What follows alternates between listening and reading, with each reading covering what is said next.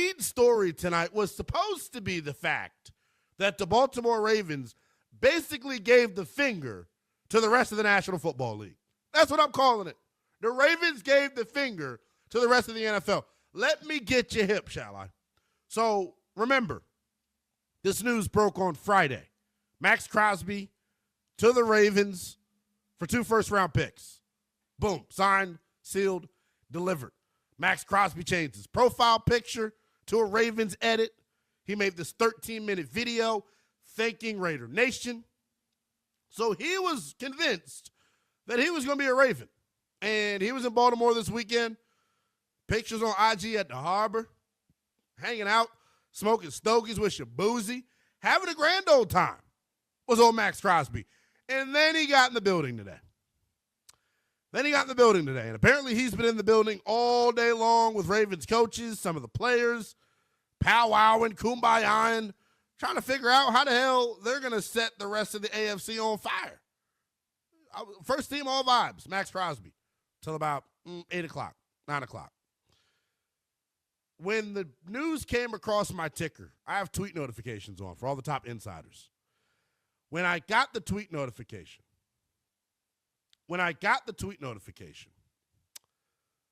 I had a double take at it.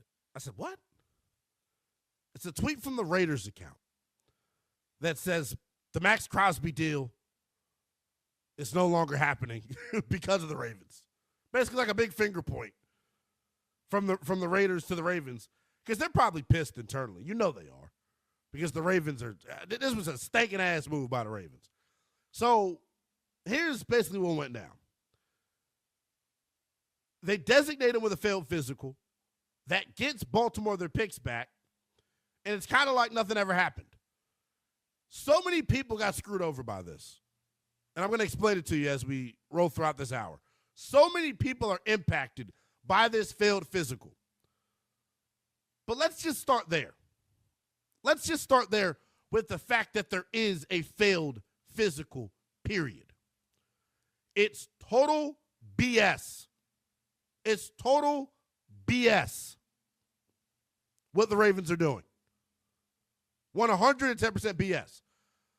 The Ravens, in my opinion, have now broken the trust of the other 31 franchises in the National Football League. Point blank. They have 110% broken the trust of the other 31 teams in the NFL. You do not cross another team like this. No one should want to do business with the Ravens from here on out. And this isn't the first time that they've done it. That's the part that really makes you scratch your head. This isn't their first time doing it. Back in 2018, the Ravens backed out of a 4-year, $29 million deal with wide receiver Ryan Grant due to an ankle injury. Happened with a defensive tackle in 2018, or 2019 rather, with the Ravens as well. This isn't their first rodeo doing this, but doing it with this being the stakes, 2 first-round picks. Come on, Baltimore. I kind of put on like my investigative journalism hat right off the rip with this, because it smelled slimy to me right off the rip. Failed physical. If you know about the NFL the way I know about the NFL, you know a failed physical is totally up to the discretion of the team. There can be 32 doctors throughout the course of the NFL. With this Maxx Crosby thing, guarantee you the other 31 would have passed him. What I think happened, and I'm putting 2 and 2 together here, what I think happened is the Ravens caught wind of Diana Rossini's report, her other report. 2 big reports today from Diana Rossini of The Athletic, senior reporter, one of the most plugged in the game. Rossini reported earlier, before the trade was rescinded, she reported that Bengals pass rusher, Trey Hendrickson, whose market was out of this world to start, she reported that he had come down on his asking price because nobody was willing to meet it, and that he was going to make a decision on his destination tomorrow afternoon. Why is that relevant in this situation? What I believe is this.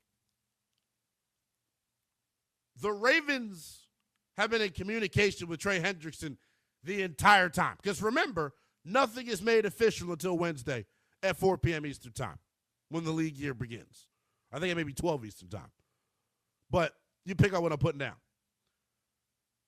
The Ravens, in my opinion, got word that the price dropped on Trey Hendrickson, and I believe have a handshake agreement that tomorrow at noon Eastern time when the league year opens, he is going to sign with Baltimore.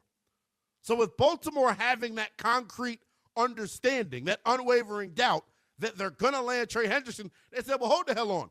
I can get just as impactful of an edge rusher without giving up 2 first-round picks, without giving up premium draft capital of that magnitude.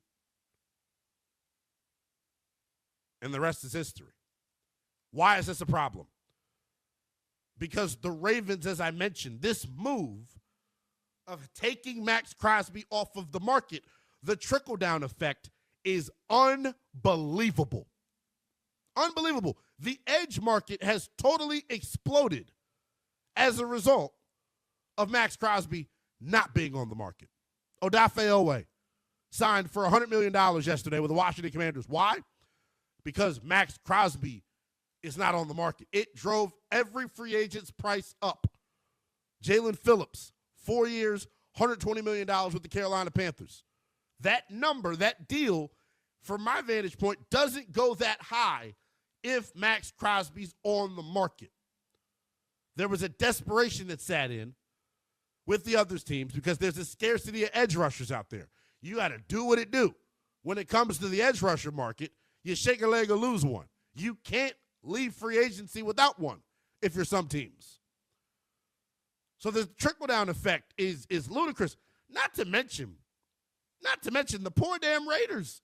They went out spending buku cash on free agents with the impression that Maxx Crosby's salary was off of their books. Now, by and large, it's still going to end up off the books. This deal's still going to happen, in my opinion, because everyone out there knows that Maxx Crosby is coming off of a meniscus tear. Everyone out there knows that he's not going to be available till about the springtime when you get into OTAs and mandatory minicamp. He may miss that part, but he'll be ready for training camp without a shadow of a doubt. Everyone that would be trading for him potentially knows that, including the Ravens, which is why it's totally Bush League that they decided to pull this out of their ass. And I hope the consequence is stiff. I hope Roger Goodell comes down with an iron fist because you now have to change some rules here. You can't get caught with your pants down like this if you're an NFL franchise. It totally changes how you maneuver. Guarantee you if the Raiders knew they were going to have Maxx Crosby around, Kwity Paye wouldn't have signed to the deal he signed to. I want to give you an update on this, though. I forgot right as we were going on the air. Our guy, Adam Schefter of ESPN, tweeted a statement.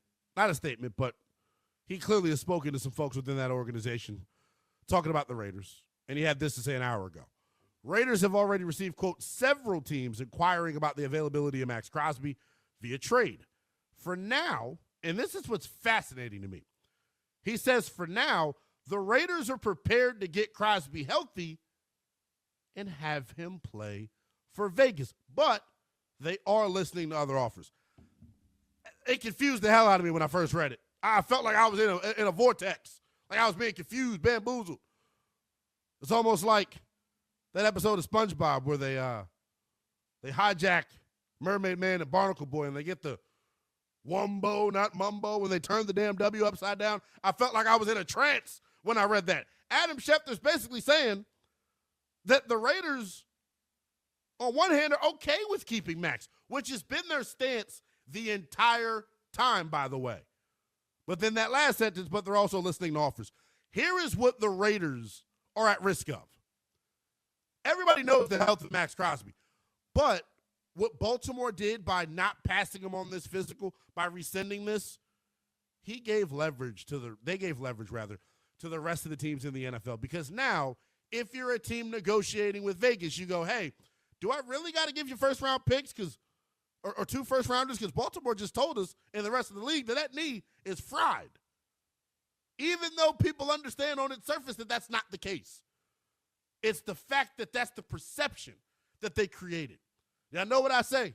My lousy Division III football career, playing for that no-good bastard Bill Garvey. Probably getting played out there in Pittsburgh. He's listening somewhere. I learned one thing from him. Perception is 99% reality.